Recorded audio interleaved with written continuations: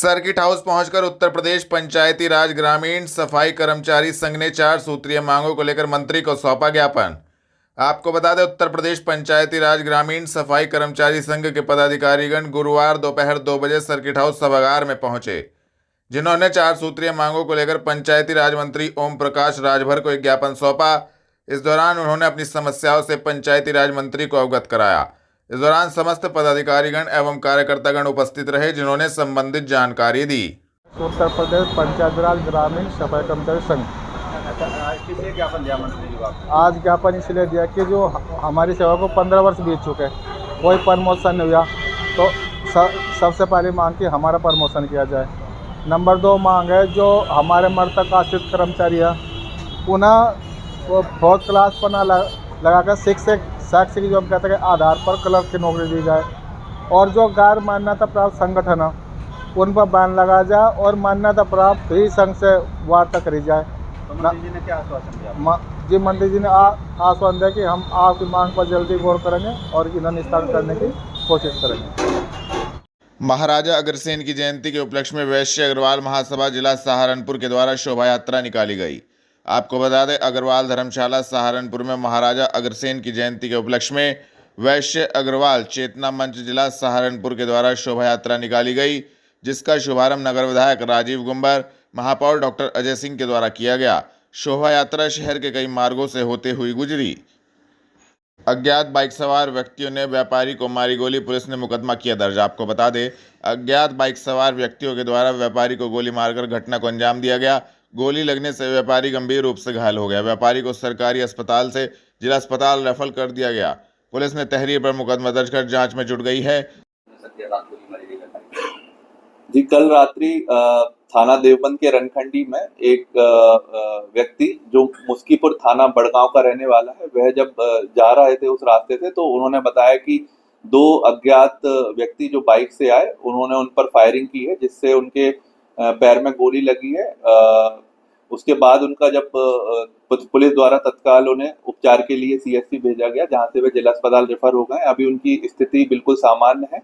उनकी तहरीर पर 2 अज्ञात व्यक्तियों के विरुद्ध मुकदमा दर्ज कर लिया गया है पुलिस द्वारा, और इसमें तफ्तीश जारी है, जांच पड़ताल की जा रही है एवं CCTV कैमरे देखे जा रहे हैं। जो भी इस घटना में शामिल होगा उसके विरुद्ध जो है गिरफ्तार कर उसके विरुद्ध नियमानुसार कार्रवाई की जाए। श्री रामलीला में राम वनवास की लीला का मंचन देख दर्शकों की भर आई आंखें। आपको बता दें, श्री कृष्ण राम नाटक क्लब के तत्वाधान में आयोजित श्री रामलीला में श्री राम वनवास का मंचन किया गया। श्री राम के वनवास के समय पुत्र वियोग महाराज दशरथ का विलाप देख कर बैठे दर्शकों की आंखें भर आई।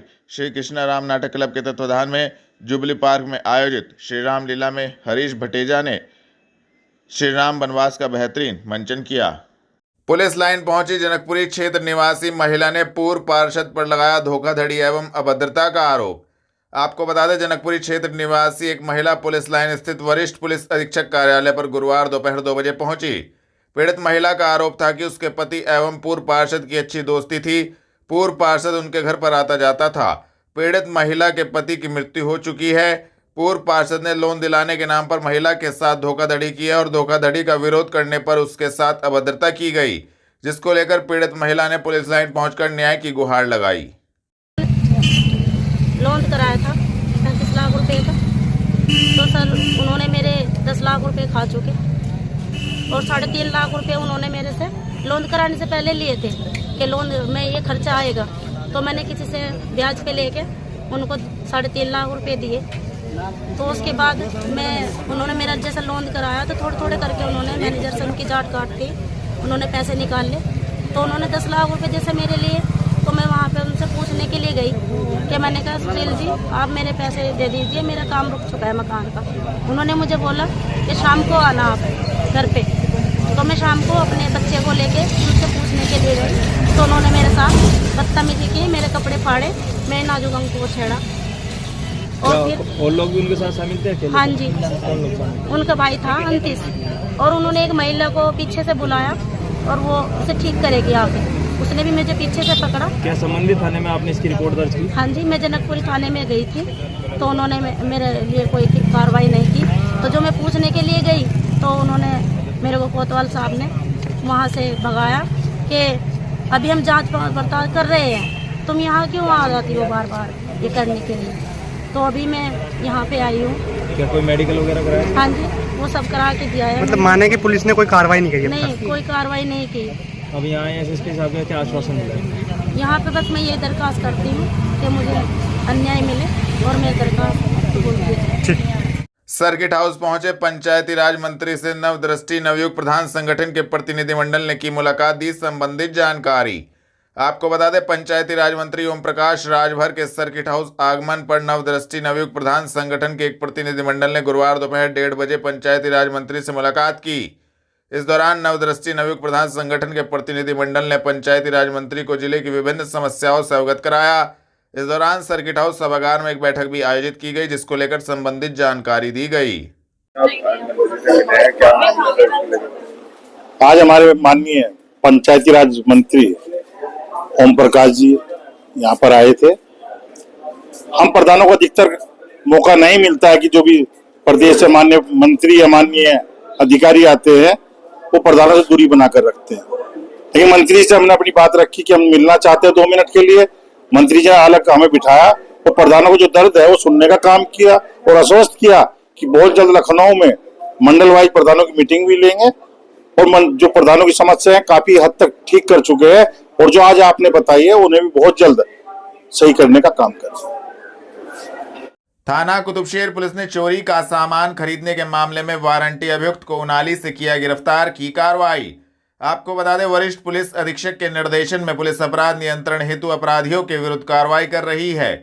थाना कुतुबशेर पुलिस ने चोरी का सामान खरीदने वाले वारंटी अभियुक्त रविंद्र को गुरुवार शाम 5:30 बजे उनाली से गिरफ्तार करने में महत्वपूर्ण सफलता प्राप्त की है। संबंधित धाराओं में कार्रवाई करते हुए अभियुक्त को न्यायालय के समक्ष पेश किया गया है। गिरफ्तार करने वाली टीम में प्रभारी निरीक्षक सुनील नागर, उप निरीक्षक अशोक कुमार मौजूद रहे। ग्राम कपासा निवासी प्रधान के बेटे की जमीनी विवाद को लेकर हुई मारपीट में हुई मौत, ग्रामीणों ने पुलिस लाइन में किया हंगामा। थाना नागल क्षेत्र के ग्राम कपासा निवासी प्रधान के बेटे की जमीनी विवाद को लेकर हुई मारपीट में अत्यधिक चोट लग जाने के कारण मौत हो गई, जिसको लेकर गुरुवार दोपहर 3:30 बजे परिजन ग्रामीणों के साथ पुलिस लाइन स्थित वरिष्ठ पुलिस अधीक्षक कार्यालय पर पहुंचे। ग्रामीणों का कहना था कि उक्त मामले में पुलिस ने कोई कार्रवाई नहीं करी और प्रधान के बेटे को इलाज नहीं मिल सका, जिसके कारण उसकी मौत हुई है। उक्त मामले में ग्रामीणों ने वरिष्ठ पुलिस अधीक्षक से कार्रवाई की मांग की है। क्या नाम अनुभव है जी? वो कौन सा थाना लगता है, कहाँ से है? नागल है जी। क्या मामला हुआ जी? जमीन का मैटर था जी। इसके साथ जी गांव के हमारे साथ ही हुआ जी, मेरा भाई थे जी बड़े। जी इसके साथ विवाद था? अपने गांव के साथ ही, गांव के थी समाज की। इसको लेके क्या विवाद था? जी जमीन हमारी जमीन थी जी। हाँ और जी बस में सुबह कल पूछ के आ रहे थे जी और उन्हें बिल्कुल पूरे लड़ने के उसमें थे बस में, मतलब उन्होंने पीछे से वार किया जी, एक ने पकड़ा, 2 ने पलकटी मारी सिर में, खून ज्यादा बह चुका था जी। किस वक्त की घटना है? कल है जी सुबह 7 बजे 9 बजे 8 बजे क्या है जी। पुलिस ने कुछ नहीं किया जी, कुछ भी। कल पुलिस ने कस्टडी में 4 घंटे बैठा कर रखा है जी, वो पुलिस ने कोई कार्रवाई नहीं की जी, इसी के कारण मौत हुई जी। लोगों ने मारा, किसी ने मारा, खेतों में मारा था, कहीं घर पे ही मारा जी, घर पे ही मारा जी। क्या चाहते हो? इंसाफ चाहिए जी, बस खून के बदले खून चाहिए। थाना नागल के ग्राम कपासा में कल 2 पक्षों को आपस में जो है झगड़ा हो गया था 2 पक्षों के बीच, और ये जो उनका पूर्व से भी झगड़ा चला आ रहा था, जिस कारण से दोनों पक्ष जो है पाबंद किए गए थे पुलिस द्वारा। एक जमीन के घेर को लेके दोनों का झगड़ा था। कल एक पक्ष द्वारा दूसरे पक्ष से गाली गलौज की गई, उसके बाद दोनों पक्षों में मारपीट हो गई, जिसमें कि एक पक्ष का एक व्यक्ति गंभीर रूप से घायल हो गया। जो मजरूब पक्ष की तरफ से पुलिस द्वारा कल तहरीर हत्या के प्रयास में दर्ज की गई थी 7 लोगों के विरुद्ध। जो गंभीर रूप से घायल व्यक्ति है उसकी दौरान उपचार आज सुबह मृत्यु हो गई है, और जो इसमें समुचित धारा है उसकी बढ़ोतरी की जाएगी। पुलिस द्वारा जो मृतक है उसको कब्जे में लेकर उसकी बॉडी को पोस्टमार्टम कराया जा रहा है, और इसमें जो सभी अपराधी जो घटना में शामिल थे, जो 7 नामजद हैं, वो सभी मौके से अभी फरार हैं, गांव से फरार हैं। उनकी गिरफ्तारी के लिए 3 टीम्स का गठन किया गया है, और शीघ्र ही इसमें जो भी घटना में शामिल थे उनकी गिरफ्तारी सुनिश्चित की जाएगी। मौजूदा प्रधान जी, जो वादी है, इस वादिया है जो इस केस की, वो अभी मौजूदा प्रधान है, और जो मृतक है वो उन्हीं के बेटे हैं। सर परिजन ज्यादा पुलिस वालों भी आरोप लगाया जा रहा है, जी, इसमें जो भी घटना कल हुई थी तो दोनों पक्ष के व्यक्ति इसमें इंजर्ड थे, जिसमें से कि 4 व्यक्तियों का कल पुलिस द्वारा 151 किया गया था और जो गंभीर रूप से घायल था उसे तत्काल सीएचसी भिजवाया गया, जहां से वो जिला अस्पताल में रेफर हो गया। इसमें कोई भी लापरवाही अभी सामने नहीं आई है। पुलिस लाइन पहुंची ग्राम कुतुबखेड़ी निवासी महिला ने गांव के ही रहने वाले व्यक्ति पर लगाया छेड़छाड़ का आरोप। आपको बता दें, थाना गंगो क्षेत्र के ग्राम कुतुबखेड़ी निवासी महिला गुरुवार दोपहर 3 बजे पुलिस लाइन स्थित वरिष्ठ पुलिस अधीक्षक कार्यालय पर पहुंची। पीड़ित महिला का आरोप था कि गांव के ही रहने वाले एक व्यक्ति ने घर में घुसकर महिला के साथ छेड़छाड़ की है, जिसकी शिकायत पीड़ित महिला ने थाने पर की, लेकिन कोई कार्रवाई नहीं हुई। उक्त मामले में कार्रवाई की मांग को लेकर पीड़ित महिला वरिष्ठ पुलिस अधीक्षक कार्यालय पर पहुंची और न्याय की गुहार लगाई। सर छेड़छाड़ जबरदस्ती हुई जी, मेरे साथ छेड़छाड़ जी। कब का मामला है? 30 तारीख का सुबह 11 बजे का जी। इसकी सूचना आपने थाने में दी थी? सर दी थी जी, गंगो थाने में। तो कोई सुनवाई नहीं हुई? कोई सुनवाई नहीं हुई जी वहाँ से अब तक।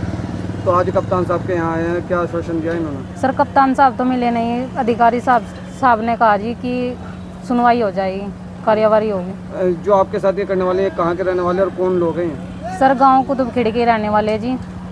क्या नाम है उनका? सर कार्तिक है जी, पुत्र पप्पू। ठीक है।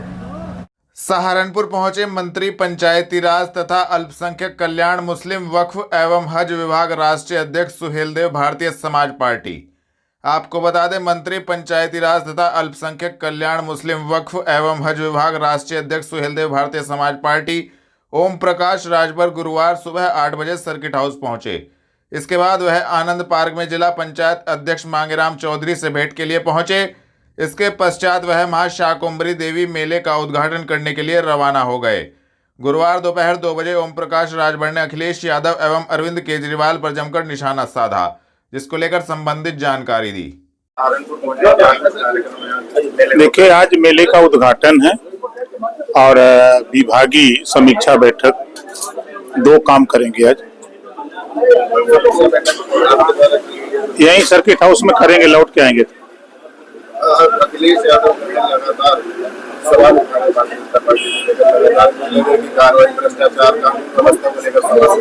देखिए, प्रदेश के विकास की बात वो नहीं सोचते, जनता के हित की बात नहीं सोचते। वो अपना दूसरा काम कर रहे हैं, हम लोग विकास का काम कर रहे हैं। अभी आपने देखा कि आज अखबार में पढ़ा होगा कि जीरो पॉवर्टी स्कीम की घोषणा हुई। इससे करोड़ों लोगों को सुविधा मिलेगी। हर गांव से 10 से 25 परिवार ऐसे चयनित होंगे जिनको योजनाओं का लाभ नहीं मिला। ऐसे लोगों को चयन करके उनको केंद्र और प्रदेश सरकार की सभी योजनाएं एक साथ मुहैया कराया जाएगा। उनको गरीबी रेखा से ऊपर उठाने की तैयारी हो रही है।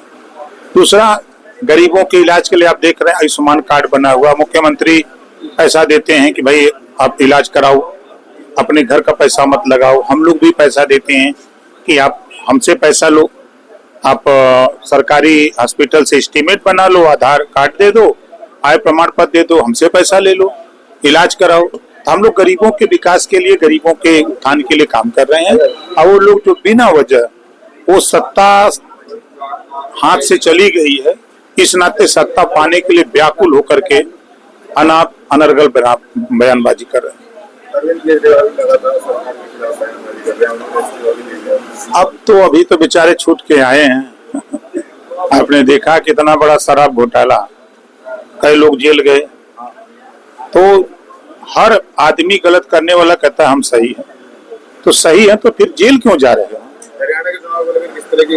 अब जनता मालिक है, जनता वोट दे रही है, अब वोटिंग होने जा रही है, उसका रिजल्ट आपके सामने आएगा आपकी स्क्रीन पर। माता शाकुंभरी देवी परिसर में नवरात्र पर्व को लेकर मेले का हुआ आयोजन। जिलाधिकारी ने तैयारियों को लेकर दी जानकारी। आपको बता दें, माता शाकुंभरी देवी परिसर में नवरात्रों पर भव्य मेले का आयोजन होता है, जिसमें बड़ी संख्या में श्रद्धालु हरियाणा, पंजाब, राजस्थान, दिल्ली, उत्तराखंड आदि प्रदेशों से लाखों की संख्या में पहुंचते हैं और माता शाकुंभरी देवी के दर्शन करते हैं। जिला प्रशासन के द्वारा तैयारियां की गई है, जिसको लेकर जिलाधिकारी मनीष बंसल ने गुरुवार दोपहर 3 बजे बताया कि माता शाकुंभरी देवी में भव्य मेला लगता है, जिसमें दूर दूर से श्रद्धालु पहुंचते हैं। श्रद्धालुओं की सुरक्षा व्यवस्था के लिए पूर्ण व्यवस्था की गई है। अधिकारियों को दिशा निर्देश भी दिए गए हैं। देखिए, आज 3 तारीख से लेकर 17 तारीख तक नवरात्रे और साथ में 17 तारीख तक ये मेला चलेगा। माँ शाकंभरी देवी के मंदिर पर लोगों की बहुत आस्था जुड़ी है और बहुत ही भारी संख्या में यहाँ पर श्रद्धालु आते हैं। इसके लिए सभी व्यवस्थाएं हम लोगों ने की हैं। विशेष रूप से सुरक्षा के दृष्टिकोण से मजिस्ट्रेट्स की तैनाती और भारी पुलिस फोर्स की तैनाती की गई है और साथ ही साथ वहां पर साफ सफाई, पीने के पानी की व्यवस्था, चिकित्सा और सीसीटीवी कैमराज इत्यादि भी लगाए गए हैं। लगभग 80 कैमरा से लगातार हमारे मजिस्ट्रेट और पुलिस जो है वहां पर कंट्रोल रूम के माध्यम से वहां पर निगरानी करेंगे और क्योंकि ये नदी के तल में ये पूरा मेला लगता है तो वहां पर विशेष रूप से सुरक्षात्मक व्यवस्था की गई है ताकि अगर बरसात किसी कारण से भी होती है तो जल बहाव के कारण किसी को किसी प्रकार की कोई क्षति ना हो। और लगातार हमारे मजिस्ट्रेट्स और हमारे पुलिस के अधिकारी भी भ्रमणशील हैं। मेरे द्वारा और कप्तान साहब के द्वारा भी कल शाम को इसका पूरा विस्तृत भ्रमण किया गया था और सभी व्यवस्थाओं को उसके संबंध में अधिकारियों को दिशा निर्देश भी दिए गए।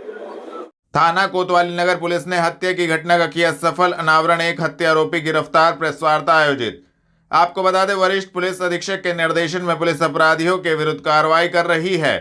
थाना कोतवाली नगर पुलिस ने हत्या की घटना का सफल अनावरण करते हुए अभियुक्त सोनू उर्फ शमशेर को कोतवाली नगर क्षेत्र से गिरफ्तार करने में महत्वपूर्ण सफलता प्राप्त की है, जिसके कब्जे से पुलिस ने एक मोबाइल फोन बरामद किया है।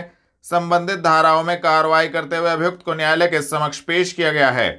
इस संबंध में एसपी सिटी अभिमन्यु मांगलिक ने गुरुवार दोपहर 2 बजे प्रेस वार्ता कर संबंधित जानकारी दी।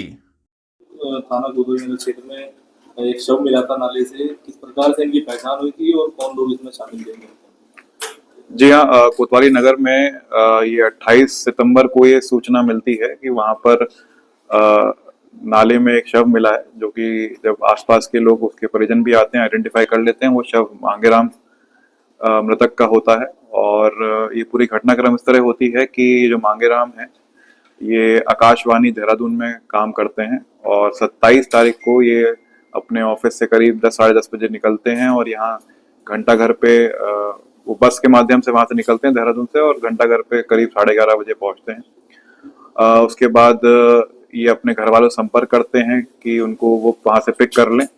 काफ़ी देर उनके मोबाइल पे संपर्क होता है और एक टाइम के बाद मोबाइल पे संपर्क बंद हो जाता है। उनके जो परिजन हैं वो उनको पूरी रात भर ढूंढते हैं। अगले दिन थाने आकर वो जब ये बात बताते हैं तो पुलिस तत्परता दिखाते हुए उनके साथ, परिजनों के साथ, जहाँ जहाँ उनकी सीसीटीवी लोकेशन मिलती है वहाँ जाकर मांगेराम जी को ढूंढने की कोशिश करते हैं। उसी दौरान ये बॉडी भी वहाँ पे मिलती है नाले से और जब बॉडी मिलती है, बॉडी का पीएम कराया जाता है। उस टाइम बॉडी जिस हालत में मिलती है, प्राइमा फेसी उसके ऊपर कोई भी इंजरी के निशान नहीं थे और बॉडी के पीएम में जो मेन कारण आया था वो ड्राउनिंग की वजह से मृत्यु का कारण स्पष्ट हुआ था। जो परिजन हैं उनके द्वारा ये संदिग्धता जताई जाती है कि उनके साथ कुछ गलत हुआ है, तो उसी क्रम में जो स्थानीय पुलिस है वो वहाँ के कैमरे देखती है। रात के जब से वो कैमरे बस से उतरते हैं तब से लेकर वो नाले के पास तक किस तरह पहुँचते हैं उसकी पूरी 1 से 1.5 घंटे की पूरी सीसीटीवी फुटेज देखी जाती है, जिसमें 2 संदिग्ध युवक दिखते हैं जो उनके साथ उनका जो बैग लटका हुआ है और उनका मोबाइल है उसके साथ छेड़छाड़ करने का प्रयास भी कर रहे हैं। वहाँ एक चौकीदार जो आई विटनेस होता है उसके द्वारा ये बताया जाता है कि रात को उसके द्वारा ये देखा गया था कि एक व्यक्ति के साथ कुछ लोग हाथापाई या फिर धक्का मुक्की कर रहे हैं। तो जब सीसीटीवी से क्लियर हुआ और सीसीटीवी के ही माध्यम से हमने ये जो इसमें मेन अभियुक्त है सोनू शमशेर, उसको गिरफ्तार किया।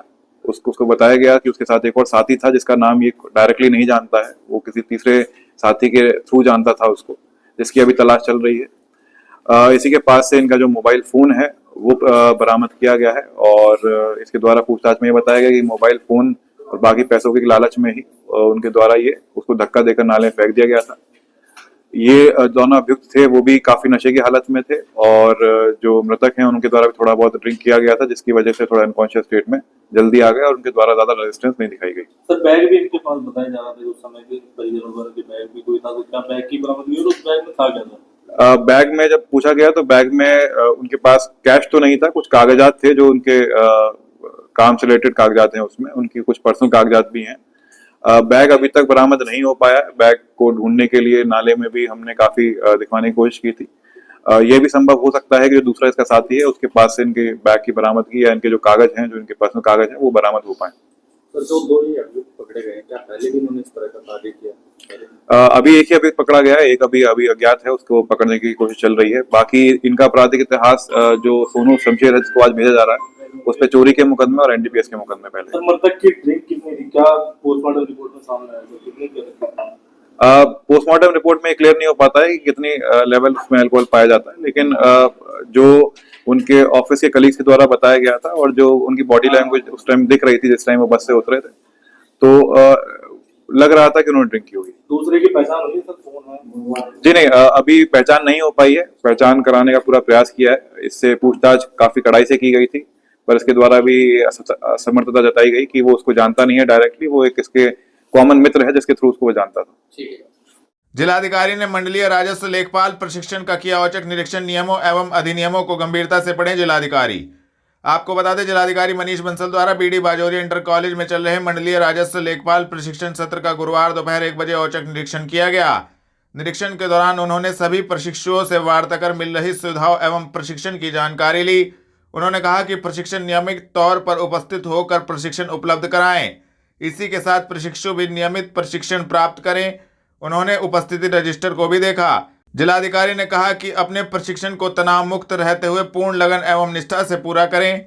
आपके द्वारा प्रशिक्षण से प्राप्त ज्ञान द्वारा ही आमजनों की व्यवहारिक एवं राजस्व संबंधी समस्याओं को हल कर सकेंगे। अपने प्रशिक्षण में नियमितता एवं उपस्थिति जरूरी सुनिश्चित कराएं। नियमों एवं अधिनियमों को गंभीरता से पढ़ें।